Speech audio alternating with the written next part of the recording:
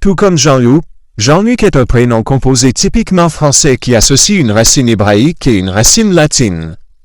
Voici l'histoire et la signification de ces deux composantes. 1. Jean. Origine vient de l'hébreu Yohanan.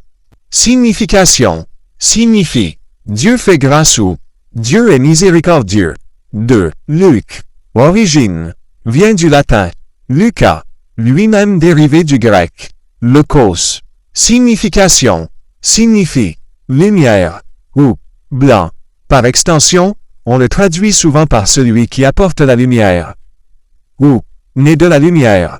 Saint Luc est l'un des 4 évangélistes du Nouveau Testament. Traditionnellement considéré comme médecin et peintre. Popularité du prénom. Le prénom Jean-Luc a connu un immense succès en France au milieu du 20e siècle. Il a atteint son pic de popularité dans les années 1950 et 1960, l'année phare étant 1958. C'est un prénom qui évoque aujourd'hui une génération précise, portée par de nombreuses personnalités marquantes de la culture francophone. Le cinéaste Jean-Luc Godard, l'animateur Jean-Luc Reichmann, ou encore le personnage de fiction Jean-Luc Picard dans Star Trek. En argot, particulièrement en argot parisien ou dans le langage familier de la rue. Un falsar parfois orthographié falsa est tout simplement un pantalon. Voici quelques petits détails pour briller en société. Ou dans la rue.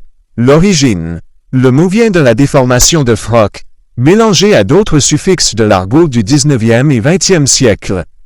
Exemple d'usage. Remont ton falsar, tu vas le perdre. Ou il a acheté un nouveau falsar grave stylé. Synonyme familier. Un froc, un fuit ou futal, un tarot. C'est un terme un peu daté qui a connu un fort regain de popularité ces dernières décennies grâce à la culture hip-hop et au rap français. A fan of Mega Man, or perhaps something else. Are you looking for some strategy tip for the game, or did you have a completely different falsar in mind? Bien tenté. C'est le jeu.